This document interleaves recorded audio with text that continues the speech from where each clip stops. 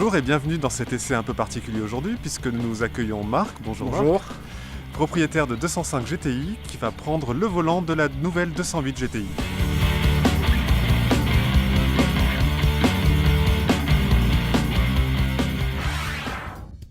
Marc, on est à l'avant de la 208 GTI, première impression de cette calandre? J'aime beaucoup cette calandre sportive, ce côté rouge, ce trait rouge.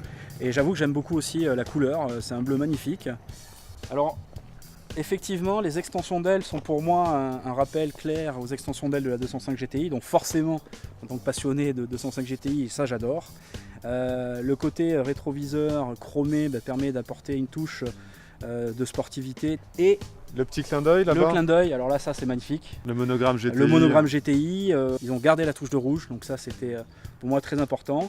J'aime beaucoup aussi les jantes, en tout cas je les trouve très sportives, très sympas, très modernes. Alors l'arrière, première chose sur les feux, bon c'est effectivement les feux de la 208 et je les adore. J'avoue que ce design en forme de boomerang, c'est vraiment très réussi, avec une intégration de la sortie d'échappement qui fait quand même sport, ce jonc chromé. C'est pour moi en tout cas la partie que je trouve la plus réussie sur cette 208 GTI. Marc, on va vérifier si l'esprit est aussi présent à l'intérieur.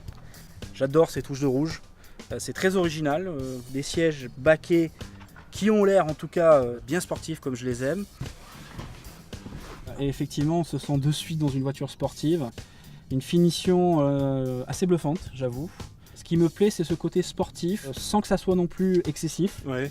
Là on est très loin de l'esprit de la 205 GTI à l'intérieur, c'est logique, c'est une voiture moderne. En tout cas ce grand écran très sympa, très bien positionné, tout petit volant, alors là c'est très surprenant par rapport à la GTI qui avait un volant de taille classique. La console a vraiment une certaine classe, je reconnais que c'est le sport chic, qu'on avait peut-être moins à l'époque, ou en tout cas on voit quand même le saut de génération qui est important.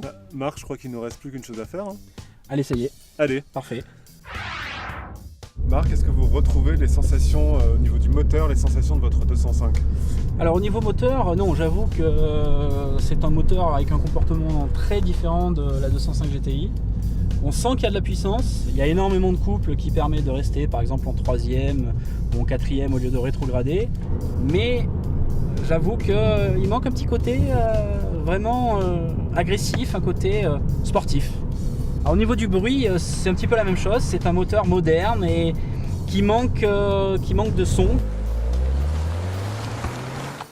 Ça mériterait un poil plus de sonorité sportive. Le côté GTI, par contre, on le retrouve totalement dans le châssis. À mon niveau, il est extraordinaire, précis, avec un compromis confort, précision, rigueur des amortisseurs, vraiment très agréable. On sent que la voiture mord, on sent un train arrière qui suit.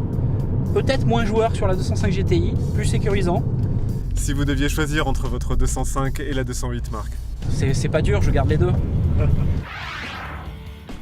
Marc, nous arrivons au terme de notre essai. Si vous deviez retenir un seul point négatif et un point positif? Un moteur avec une sonorité qui mériterait d'être plus sportive. Un point positif, un châssis qui est digne de Peugeot. Merci Marc. Et à la semaine prochaine pour un nouvel essai.